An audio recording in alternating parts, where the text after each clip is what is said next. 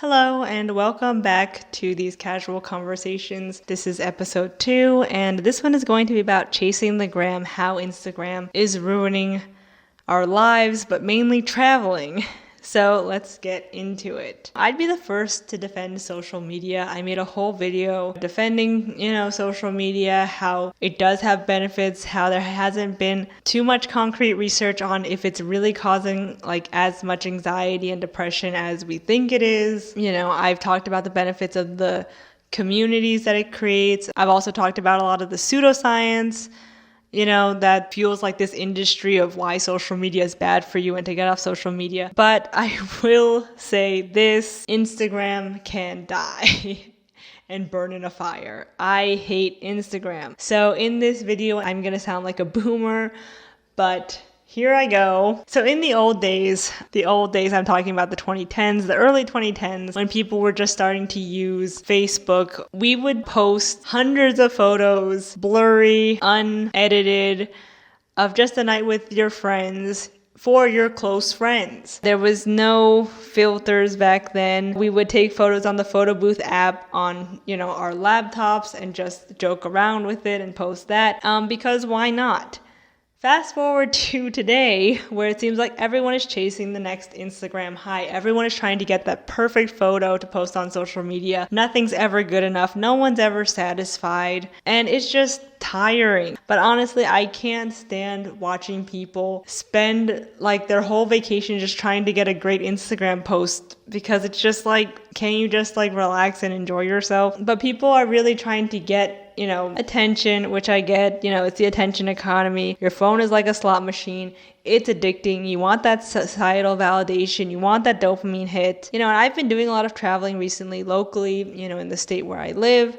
And it seems like Instagram-induced FOMO, or fear of missing out, is just getting stronger. You could be in the most beautiful place, the most relaxing place in the world, and you're going to be scrolling on social media, or someone is going to be scrolling on social media, specifically Instagram, and see someone else or see someone they know in a different place, and then suddenly be jealous and think that their vacation isn't good enough. And be bummed out about it. And it's you're on your own vacation right now, And they get jealous or unhappy when they see others in places that they might not even have thought about or known about, but because they see this person there or this person here, they automatically get jealous and sad and anxious, and they feel like they're missing out on something that they didn't even know existed until just now. Let me know in the comments if what I'm describing sounds familiar, because I know a lot of people like this who could be on vacation or who could be traveling or could be having an experience, and then they go on their phone on Instagram and see someone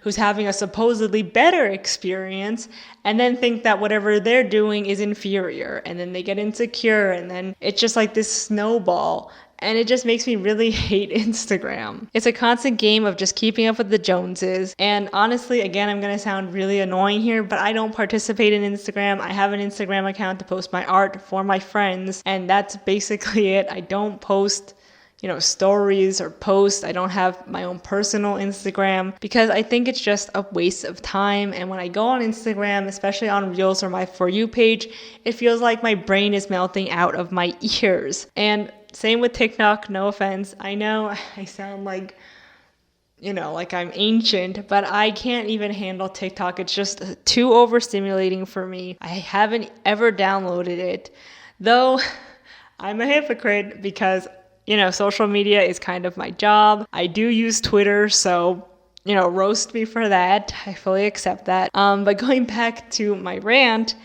people don't even want to go to places to see what they're going to see there. They go to places to take an Instagram photo, post it, and that's it. They don't really even care what's there. They're just there to chase the next Instagram post. They go to one place, it's checked off their list, and they already want to go to the next place just to fill their feed to, again, get that self-validation, get that dopamine. But also there's a bit of schadenfreude that I don't like in Instagram. This pleasure that we get from posting a photo knowing that you actively want to make people jealous of you. That rubs me the wrong way, I don't like that. I don't like people who post on Instagram purposefully to make other people feel bad. And sometimes it's not even on purpose. Sometimes you post on Instagram just because, oh, I'm going to show my friends and family where I am. But inadvertently, I think in the back of your mind, you know that, you get a little pleasure out of them seeing that and then them getting jealous of you because you're somewhere that they're not. I know a lot of people who are like this too, who, just take a photo and then they're on to the next thing. They take a photo for their stories or for their Instagram, and then they spend the rest of the time at the location or at the experience on their phone waiting for the likes to come in. And it's just really maddening. And this is a well-known phenomenon with Instagram versus reality. People know that what's on Instagram isn't reality. That's why those viral posts of, the Instagram place, the Instagram version of Paris is not the same as the real version of Paris or wherever. Yet we all continue to feed into this cycle anyway of pretending that we're having like the best time of our lives when we know that that's just the Instagram version. But even though we know that it's like this curated cycle that everyone's doing it, millions of people are using this app and participating the same freaking way. Nobody breaks the cycle. We don't decide to just stop using the app. I mean, some people have actively stopped using it, but most people don't or can't because now it's their livelihood. Nowadays, tourism boards or even small businesses need to advertise how Instagram worthy a place is or a product is, or people won't buy in or go to certain places. Because if the place, that we're going to go to for our vacation isn't Instagram worthy, what's even the point of going there? And on one hand, it's good because it brings awareness to places that people might not normally go to. But on the other hand, it brings overcrowding, and hype dies fast. It's not sustainable. So if you hype up a place and everyone goes there at once and then everyone leaves at once, how sustainable is that for, the small business or the experience or the place that you're traveling to? And honestly, in the end, it doesn't always work. It's not only not sustainable for places who need more help, like with tourism or with their economy, or even for experiences. Like, for example, the Vincent van Gogh in 4K exhibition didn't bring more awareness to people who didn't know who Van Gogh was or teach people about Van Gogh. I knew people who went there just to take an Instagram photo and didn't even know who Vincent van Gogh was, which again is fine. It's not a crime.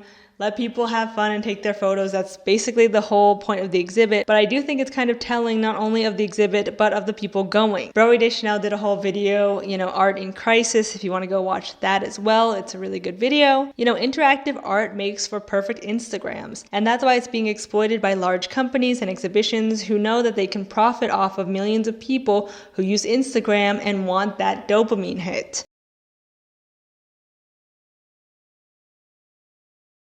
So I think, both parties are to blame.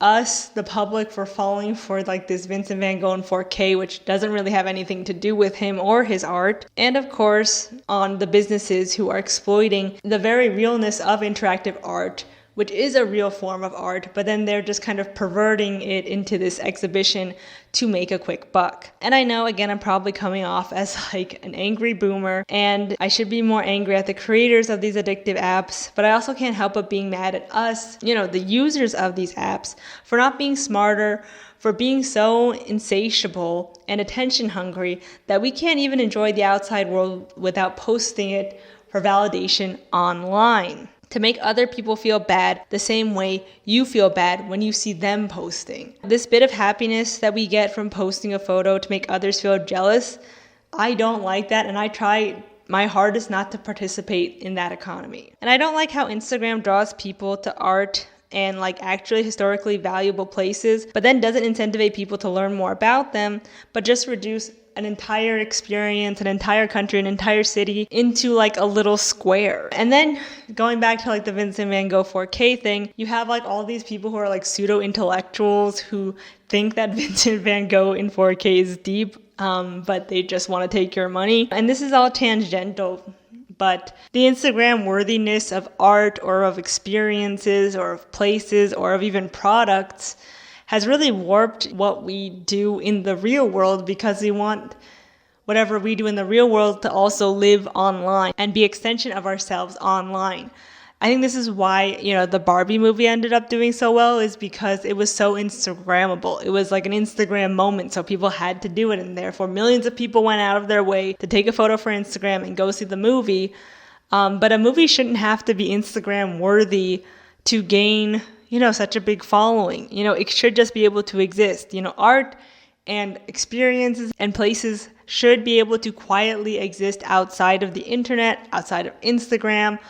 But it seems like we're living in a world where that can't happen anymore, and it really frustrates me. And that's why I decided to make this rant. Again, this is like the millionth time I'm saying this, but I know I probably sound like an angry boomer who's complaining about nothing. But it really just irks me, like you go traveling to places for these experiences, but all everyone cares about is just taking that perfect photo so they can get their little dopamine hits at the end of the day. And I get it, that's the point of these apps, but I think we should really be smarter about how we use them. So that's it for this one. I hope you enjoyed it. This video wouldn't be possible without the support of my Patreon. So if you did enjoy this, please go to my Patreon, and I'll see you on the next one. Bye.